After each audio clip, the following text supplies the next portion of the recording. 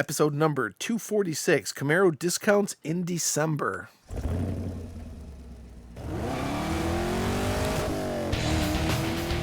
Welcome to the Camaro Show. A podcast about all things Camaro and GM performance news. I'm Chris Frezza. And I'm Jason Debler. We're your hosts for this week's episode of the Camaro Show.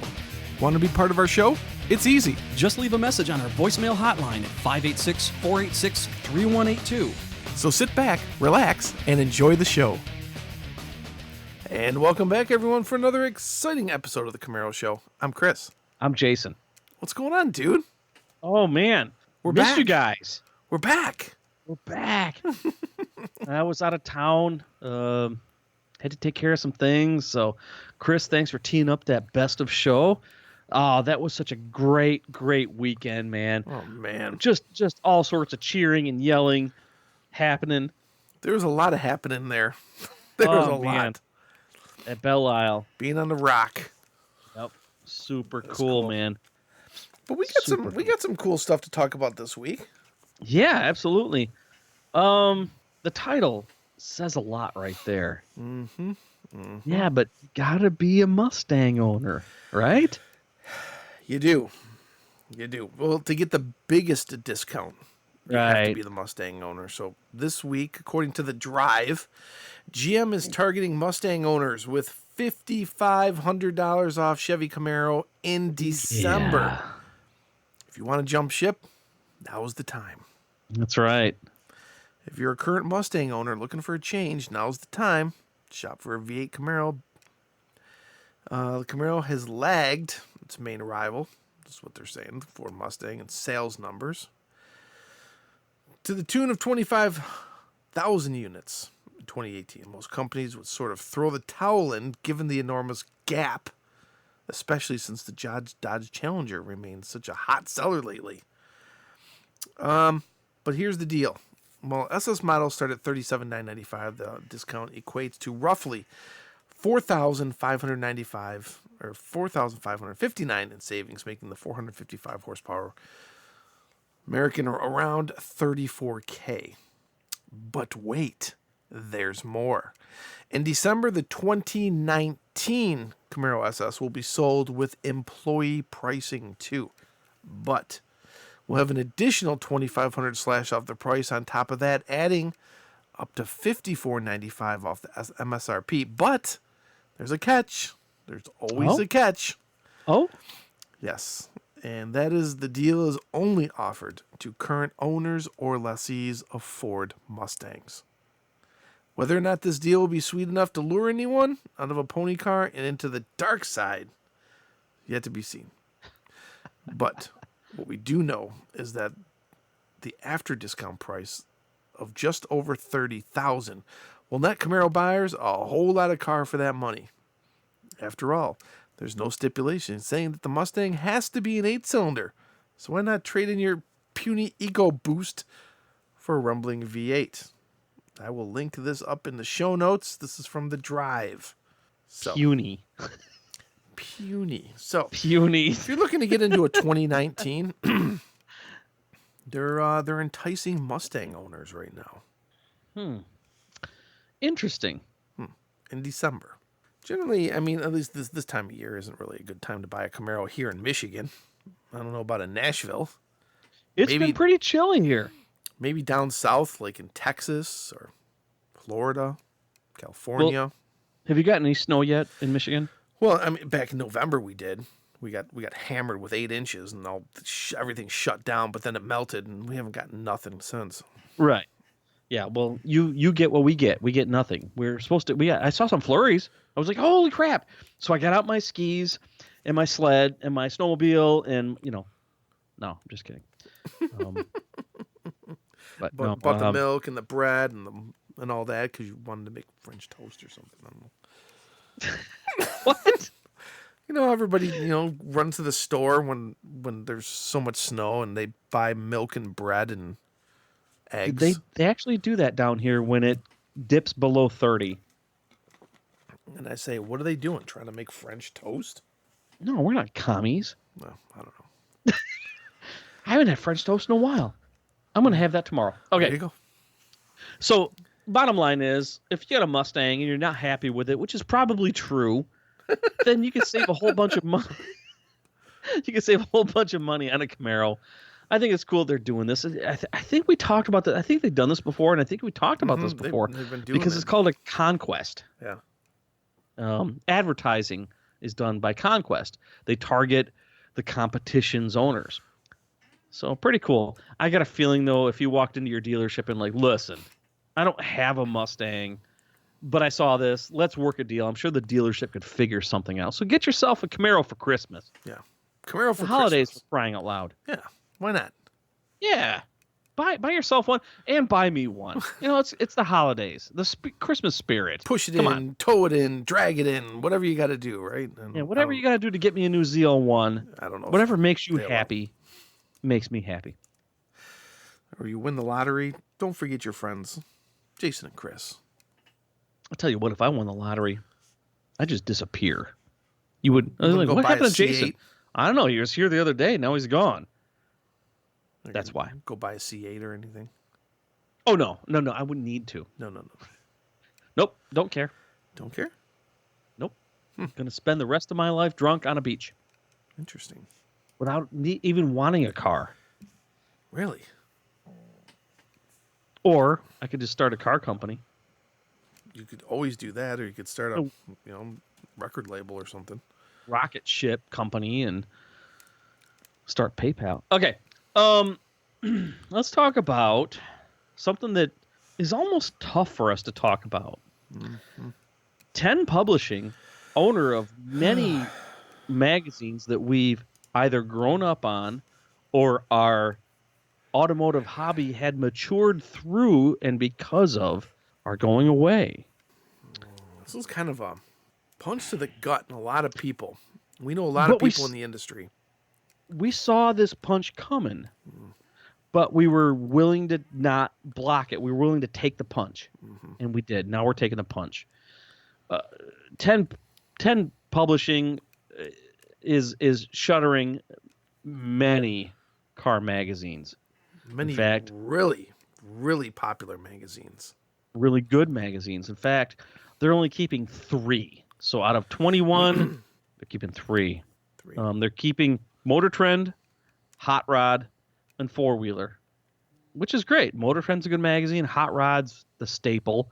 I mean, anytime I sit in my garage, which is more often than I sit in my own office above the garage, I'm sitting on a Hot Rod shop stool. And Four Wheeler has always been kind of the staple of four-wheel drive. But there's a whole bunch of magazines they're just whacking. Well, a few that come to mind almost immediately, like, is Super Chevy and Chevy High Performance and Super Chevy, yep. an automobile. I was my 95 Z28 was in Super Chevy, I think at least 3 times. Yeah. Yep. Automobile magazine was one of those things that was kind of like my go-to coffee table type magazine. You grab it no matter where I was. Oh, where's the automobile magazine? Okay, there it is. That was like a go-to. And then Chevy High Performance. I remember growing up reading this, going to the library. I've been working in libraries for 30 years, and this was always on the shelf. So grab the Chevy High. Oh, new Chevy High Performance come in? Give it to me. You know? Well, why don't we do this? Why don't we do a rundown of everything they're killing, and there's got to be at least something we can talk about. Something. Right. To this. So I'll start at the top. Four-wheel and off-road, which is, I think it was known as Peterson's at one point. Four-wheel and off-road. Yeah. That's all I know. Automobile. You mentioned automobile. That was the Coffee Table magazine. Coffee Table magazine. Carcraft. I loved Carcraft ever since I was a kid. Yeah. I'm talking when I was in kindergarten. I used to cut out images. I don't know why I remember this. Images from Carcraft magazine and put them on my bedroom wall. It seemed cool. Carcraft. It was a craft. Chevy High Performance, man. That's tough. That's real tough. Classic trucks, sorry. Diesel power. Down here, there's a whole lot of Tennesseans that are really upset right now that diesel power is leaving. What are you doing over there? You got a disco going on? Maybe. Hot Rod Deluxe. I've got a soft spot for the old rat rods. When I go to Autorama, I make it a point to go see the rat. What are you doing? What? What are you doing in your office? Turn it off. Distracting me from my editorial. Did you buy a new toy, Chris? Maybe. Anyway, JP's a Jeep magazine. I liked it because I like Jeeps. Lowrider essay. What's up? Lowrider. Yeah. I'm surprised that one's very, going. very Mopar popular. Muscle. I'm surprised that one's going too, man. Muscle Car Review. That's just a neat one. It's just like classic muscle cars. Muscle Mustangs and Fast Fords. Nobody read that. Mustang Monthly. Nobody read that. Street Rodder. You've always seen Street Rodder. Always. Yep. Even if you didn't read it, you noticed it. And then there's Super Chevy. Yeah. Man. Chris, you and I were talking before this episode. There was a magazine in the 90s called All Chevy that was great for the time. And then when it ended, Super Chevy kind of picked up where it left off. But Super Chevy's been around for, well, again, longer before I can remember. Super Street, that's just general. Truck Trend, nah. Trucking. I used to love Trucking magazine in the early 90s when my first new vehicle was a pickup truck. It was a 1993 Ford Ranger Splash.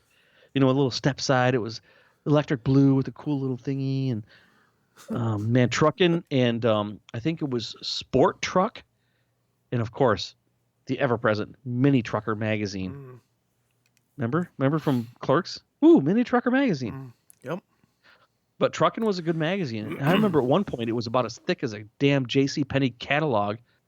To all you young kids, JCPenney was a company that put out a catalog at Christmas time that we used to sit on when we want to get our hair cut at the barber shop. Yep.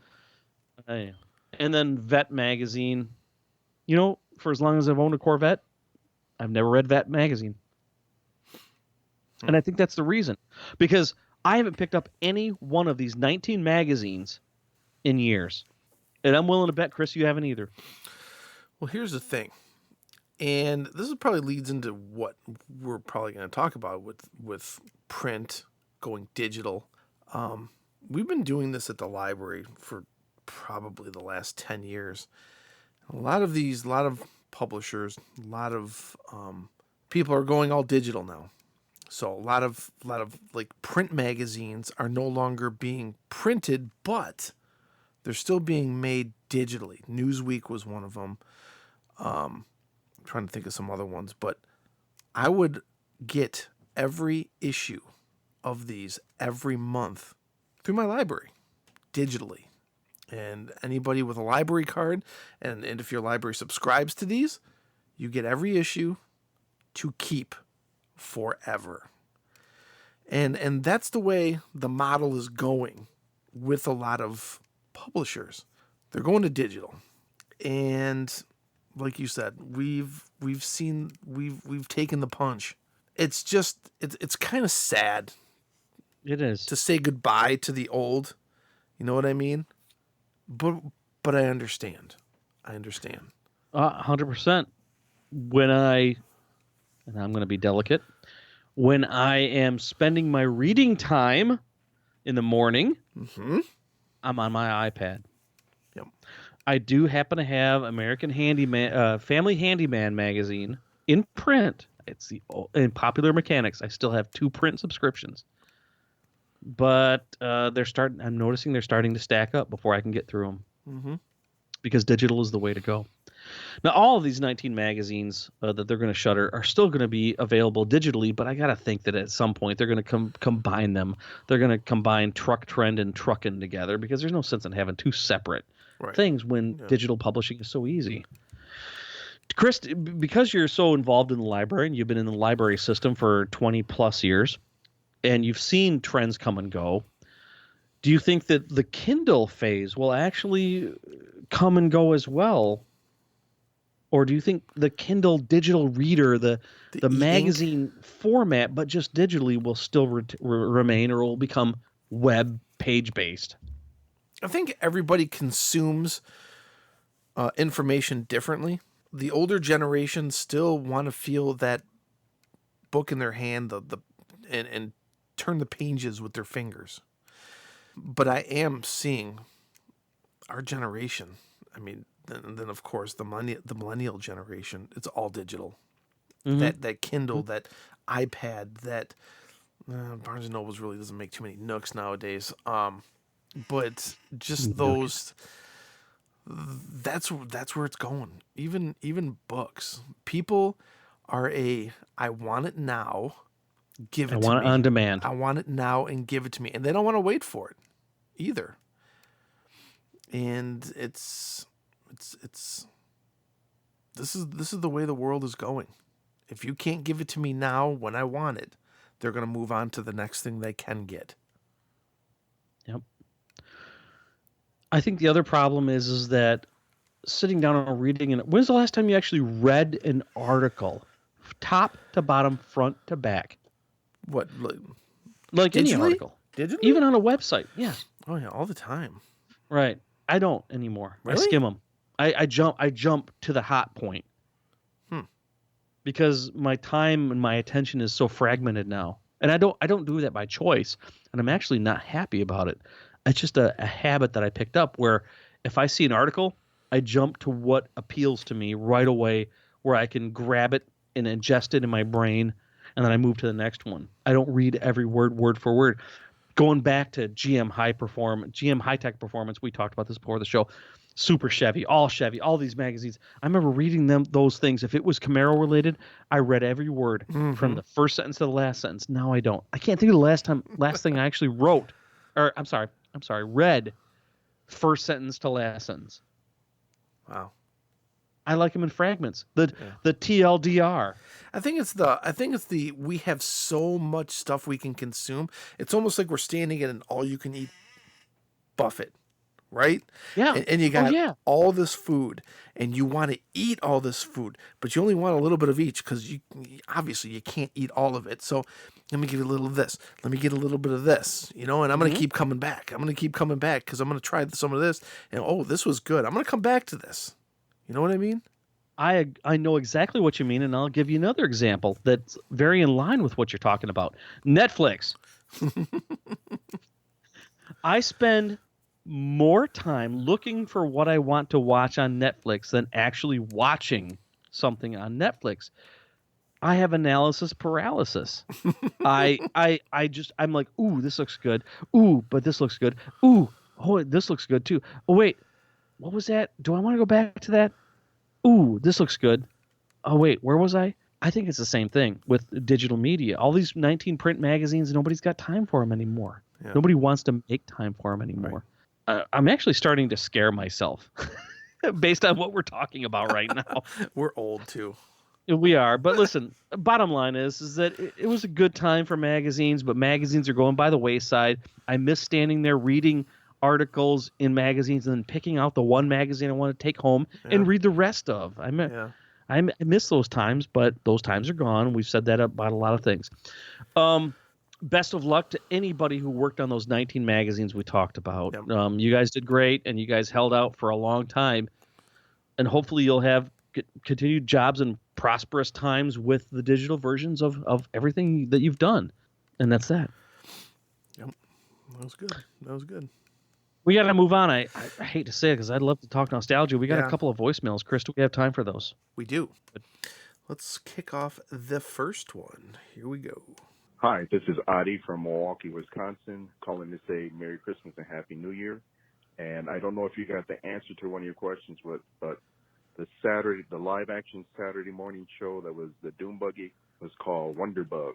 I got my start with sports cars and classic cars, with Hot Wheels, building model cars, and Speed Racer and Batman. That's how I got my start. Cool. Audie from Milwaukee, Wisconsin. He's reminiscing too. Yeah. Is that it? Is it Wonder Bug? I never watched Wonder. There was Speed Buggy, which was the animated cartoon, but there's I just did. I think you did too. A quick search. Wonder Bug was part of the Croft Super Show. I used to watch the Croft Super Show. I forgot about Wonder Bug. Wonder Bug, yeah. Oh my gosh. Segment of the first and second season of the Croft Super Show from 1976 to 1978. which was very similar, apparently, to Speed Buggy, the animated cartoon. And when you were talking about it, Uh-huh. this is the show I was thinking of because I remember watching this show. Oh, okay. Yeah. Here's the funny part. Wonderbug was created by Joe Ruby and Ken Spears. Those names should ring a bell because they were part of Hanna-Barbera, including, I want to say, the Saturday Supercade, Thundar the Barbarian, Oh, Ruby wow. Spears Productions, Mr. T, Alvin and the Mr. Chipmunks. T, wow. Oh, man. I forgot about that. There's some God, those legends guys. here. Legends. That's right. Great voicemail. Thanks for... Thanks, Audie. Joe Ruby's still alive. He's 1980, born in 33. He's 86 years old. Lives in California. Wow. Scooby-Doo, Dino Mutt, Dog Wonder, Jabberjaw. Oh, Jabberjaw. Oh, my God. Mm-hmm. The Plastic Man Comedy Adventure Hour. I remember that. Wow. Dang. Too cool, man. It brings Thank back you so some memories. much. Definitely brings back some memories. Yep. If you guys want to get in your voicemails, please do so. Here is how. Hey, want to be part of this show? Well, we want to hear from you. Just hit our digits at 586-486-3182, 24 hours a day. Leave us a message, and we'll feature it in an upcoming show. So what are you waiting for? Do it now. Let's see. We got one more voicemail here. All right.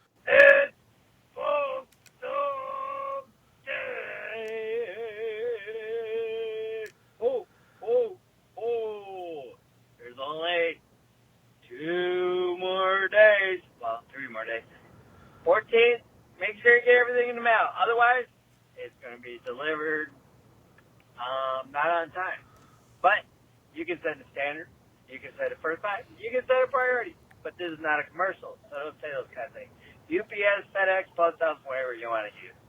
Anyways, I keep hearing rumors that the Camaro is going to be shut down in 2023 or 24.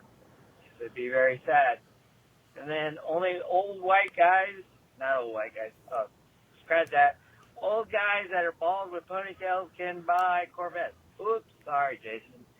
Anyways, I want What? to see the 2020 Corvette out in great numbers, but Happy New Year, Merry Christmas, all the un-PC things to say, and happy holidays. You guys, get your packages out. Postal Dad, sign it off. I'm so tired. Goodbye.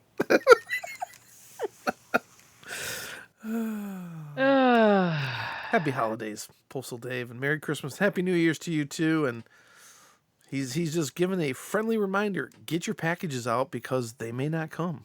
That's right. Mm-hmm.